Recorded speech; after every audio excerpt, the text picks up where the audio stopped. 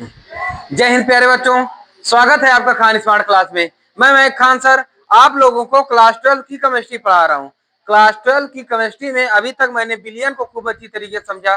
Billion के बाद मैंने वाष्प दाब को समझा। वाष्प दाब के बाद राउल्ट के नियम को समझा। अब राउल्ट के नियम के बाद ये बिलियन संबंधित जो इसका एक अलग पार्ट है, इसका ये आखिरी पायदान होगा। फिर इसके बाद एक अलग चैप्टर यानी सेकंड चैप्टर दाब के वहां डाल के वहां से फिर गुणधर्म के बारे में पढ़ाया जाएगा। फिर वो एक अलग सा हो जाएगा। फिर इस तरह जो जिस लेवल का रहता है उस लेवल का हम पढ़ते हैं तो हमारी पढ़ाई बड़े दमदार तरीके से हो जाती है। ठीक है ना, तो इसको ध्यान देना। तो आइए हम सबसे पहले ध्यान देते हैं कि आदर्श और अनादर्श विलयन। देखिए, इसमें कुछ कोई बड़ी बात नहीं है, ये समझना बहुत आसान है। आदर्श और अनादर्श विलयन, जैसे आदर्श मतलब कहा जाता है ना कि मैंने अपना आइडियल सचिन तेंदुलकर को माना है, मैंने अपना आइडियल विराट कोहली को माना है।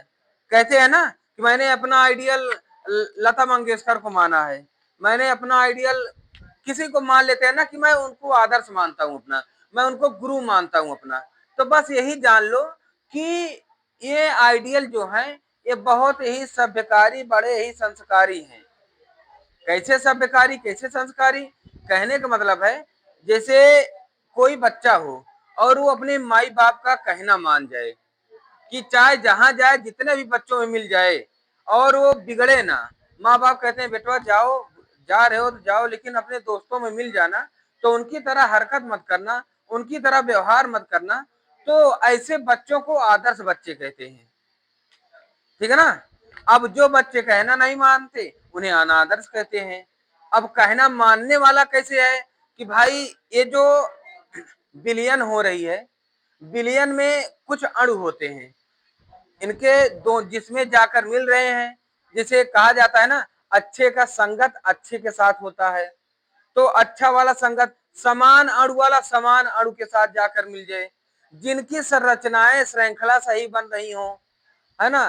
तो कहने का तात्पर्य है जिनका गुण समान मिल जाए उसे आदर्श विलयन कहते हैं। ठीक है ना। जैसे आदर्श विलयन कैसे, फिर से एक बार समझ लो। जैसे मान लो कि अब दो दोस्त हो, है ना। अब दोनों दोस्त का बात सही बन रहा है कि भाई जो हम कर रहे हैं या जो हमारा विचार है कि पढ़ाई से हमारा रिलेशन है, तो ये भी पढ़ाई कर रहे हैं, तो ये दोनों का गुण समान मिल रहा है, तो समझ लो आप लोग आदर्श स्टूडेंट हो गए, है ना। अब स्टूडेंट के स्थान पर बिलियन आ गई। अब बिलियन का मान क्या है भाई, घुलना, है ना।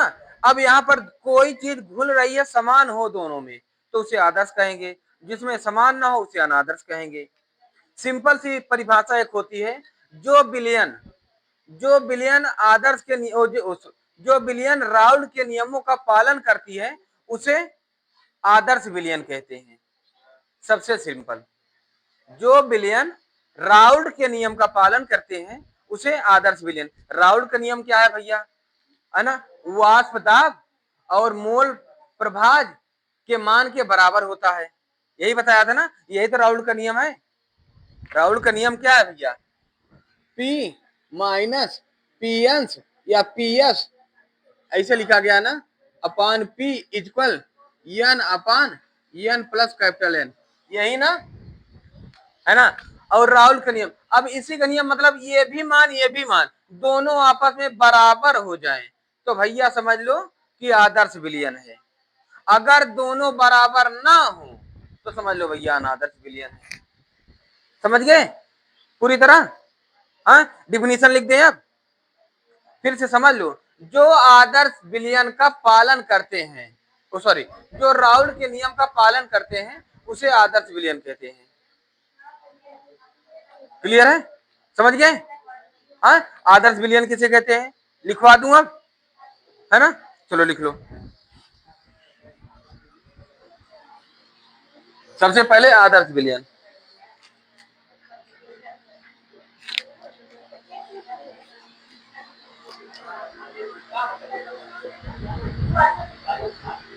देखिए अब वही चीज लिख दिया हूं। आदर्श विलयन क्या होती है, वह विलयन जो सांद्रता व ताप की विस्तृत परासों में, सांद्रता व ताप की विस्तृत परासों में राउल्ट के नियम का पालन करते हैं। कैसे? चाहे जिस ताप में जाकर मिले, चाहे जिस दाब में जाकर मिले, अगर उसमें राउल्ट के नियम का पालन करते हैं तो मैंने बता दिया राउल्ट का नियम क्या होता है ना, मोलों की संख्या और परासरण दाब के मानों के बराबर होता है ना। तो इन्हीं दाबों के बराबर जो होगा तो उन्हीं को कहते हैं आदर्श विलयन, है ना। इन्हीं को आदर्श विलयन कहते हैं। इन विलयनों में विलेय मतलब विलेय का विलेय में जाकर मिलना, यानी सलूट का सलूट में मिलना, कामा विलायक का विलायक में जाकर मिल जाए, सॉल्वेंट का सॉल्वेंट में, है ना। कि अन्योन क्रियाएं विलयन में विलेय विलायक में अन्योन क्रिया के समान होते हैं। मतलब अगर विलयन बन रहा है तो उनकी क्रिया या जाकर जो मिल रहे हैं इनकी क्रिया, इनकी दोनों की आपस में समान होनी चाहिए, है ना। यही नियम का इनका मेन फंडा है।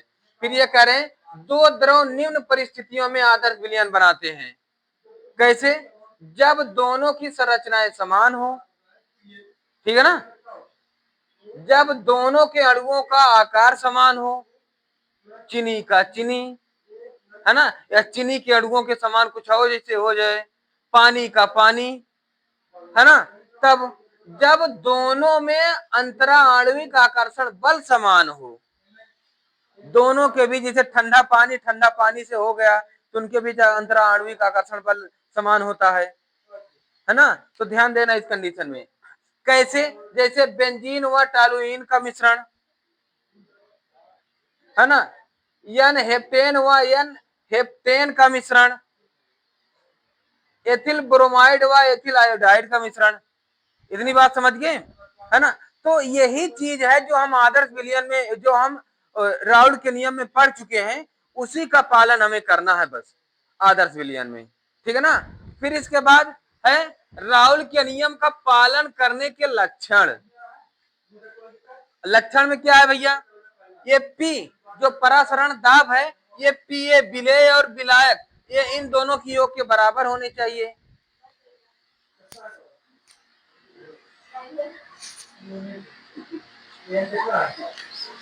ठीक है, कितना ही बंद रहा है, मिनट चलता है ना, तो चलो ठीक है ना। जब इसका कंडीशन या P इक्वल पी अंश ए इंटू ए, विलेय जो भी रहे वो, प्लस पी अंश बी इंटू बी, विलायक जो भी रहे वो, है ना। इन दोनों का कंडीशन करोगे तो भैया ये राउल्ट के नियम का पालन करते हैं। अगर आ जाएगी बराबर तो ठीक है, नहीं तो फिर पालन नहीं करते हैं भैया, है ना। डेल्टा एच मिश्रण, डेल्टा एच मतलब क्या? अर्थात आदर्श विलयन के बनने में ना तो ऊर्जा उत्सर्जित होगी ना ही अवशोषित होगी, ना तो भैया ऊर्जा खत्म होगी और ना ही मिलेगी, ठीक है ना, जब आदर्श विलयन बनेगी तो। क्लियर है इतनी बात? फिर इसके बाद डेल्टा भी मिश्रण, यानी अर्थात घटकों के आयतन का योग विलयन के आयतन की योग के बराबर होगा, ठीक है ना। जैसे कह दिया जाए अगर मान लो कोई ऊर्जा एच है ना, तो कई ऊर्जा है H1 plus H2 plus H3, इनके इनमें भैया ना तो ऊर्जा उत्सर्जित होगी ना ही अवशोषित होगी, है ना। अब इन्हीं कंडीशन को लिखने के लिए हम डेल्टा एच लिख देते हैं, समझ गए, है ना। और फिर इसमें इसी तरह इसमें भी है, अगर डेल्टा भी लिखे हैं तो इसका मतलब है V equal V1 plus V2 plus V3 plus, मतलब कई का सम होता है डेल्टा, ठीक है ना। ये ध्यान देना। क्लियर है इतनी बात? इसका जल्दी से स्क्रीनशॉट ले लो। फिर इसके बाद हम अनादर्श विलयन बताएं।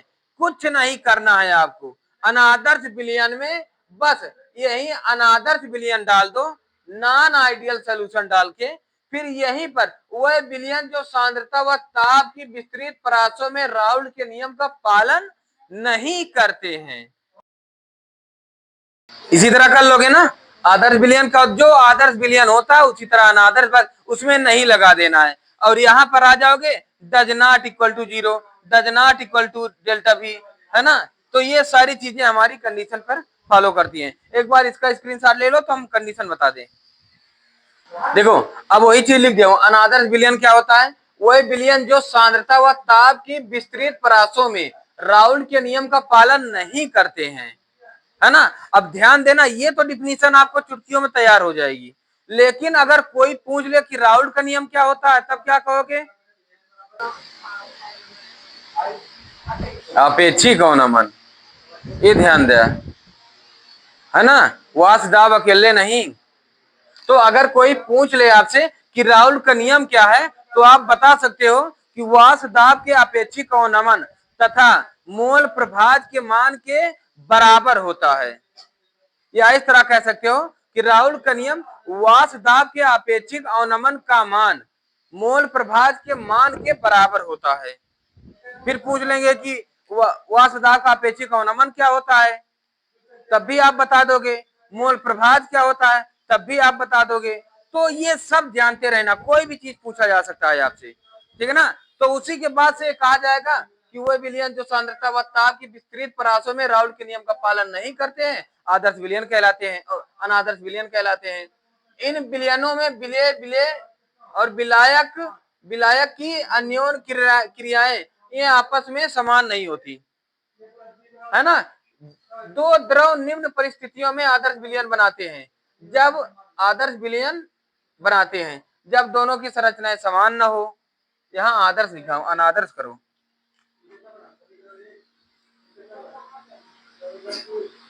कहां पर? राहुल के, हाँ यहाँ ना, हाँ यहाँ अनादर्श करो, अनादर्श विलयन कहते हैं, है ना। तो अनादर्श विलयन बनाते हैं जब दोनों की क्रियाएं समान ना हो, जब दोनों अणुओं का आकार समान ना हो, जब दोनों में अंतरा आणविक आकर्षण बल समान ना हो। क्लियर है? अब राउल्ट के नियम का पालन करने के लक्षण, न करने के लक्षण, पालन न करने के लक्षण, न करने के लक्षण, यही सारी कंडीशन। क्लियर है इतनी बात, है ना। बेहतर से अपने आप को मेच्योर करना, यही हेडिंग से कंफ्यूजन बन जाती है बच्चों में। सीधी तरह कई बच्चे तो याद कर लेते हैं, जो राउल्ट के नियम का पालन करते हैं वो आदर्श विलयन, जो नहीं करते हैं अनादर्श विलयन, है ना। लेकिन अब इसमें ज्यादातर फंसाने वाली बात आ जाती है कि ये बातें कि आदर्श विलयन में बनने वाले ना तो ऊर्जा उत्सर्जित होती है और ना ही अवशोषित होती है। इस पर ध्यान देना, है ना। आदर्श और अनादर्श में इसी में कंफ्यूजन कई बार ऑब्जेक्टिव में आ जाती है ना।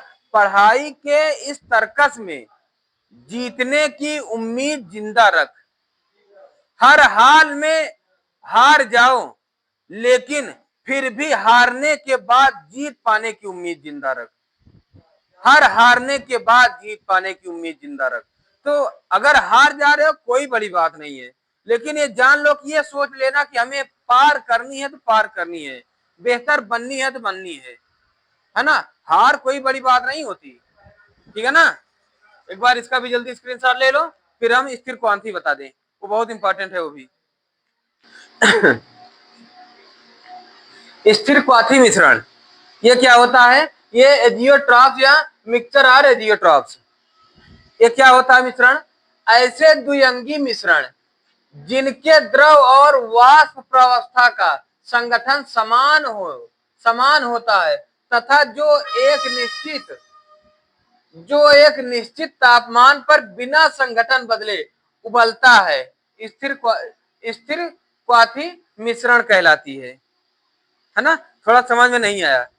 देखो कह रहा है कि जिनके द्रव और वाष्प, जब द्रव उबलती है, द्रव और वाष्प इन दोनों की समानताएं समान हो, इन दोनों में कि वही चीज ताप भी वही हो और दाब भी वही हो, तब समान होता है तथा जो एक निश्चित तापमान पर बिना संगठन बदले, बिना कुछ बदले उबलता है, स्थिर क्वांति कहलाता है।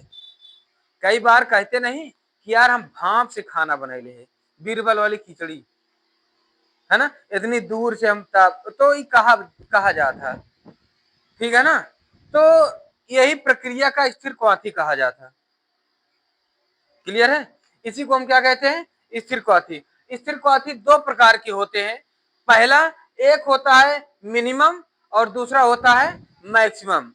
मिनिमम क्या होता है, यानी स्थिर क्वाथी मिश्रण के प्रकार में न्यूनतम क्वाथी क्वथनांकी स्थिर क्वाथी मिश्रण क्या होता है, वह विलयन जो राउल के नियमों से अत्यधिक धनात्मक विचलन प्रदर्शित करते हैं, न्यूनतम क्वाथी विचलन कहलाते हैं, स्थिर क्वाथी कहलाते हैं। इनका वाष्प दाब उच्च होता है, अतः इनका क्वथनांक घटकों के क्वथनांक से कम हो जाता है। जैसे इनमें इनमें बिल्कुल भी पानी की मात्रा कम पाई जाएगी, पानी थोड़ा सा मिलाओगे बस, है ना। तो जैसे 95% एथिल एल्कोहल और 5% जल का मिश्रण, समझ गए, इसको कहते हैं मिनिमम। और मैक्सिमम क्या होता है, वह विलयन जो राउल के नियम से अत्यधिक ऋणात्मक विचलन प्रदर्शित करते हैं, जिसमें कहने का मतलब है जिस विलयन में पानी की मात्रा अधिक पाई जाए, ठीक है ना, जिसमें पानी की मात्रा अधिक पाई जाए। अतः अतः अणुओं के तीव्र आकर्षण के कारण इन्हें उबलने के लिए उच्च तापमान की आवश्यकता होती है, जिसमें देखो इनकी अपेक्षा पानी अधिक पाई जाएगी। क्लियर है ना, बिल्कुल सरल सी बात है। इसका जल्दी स्क्रीनशॉट ले लो। फिर इसके बाद हम अगले, इसमें कुछ महत्वपूर्ण प्रश्न हैं जो हमें कराना है।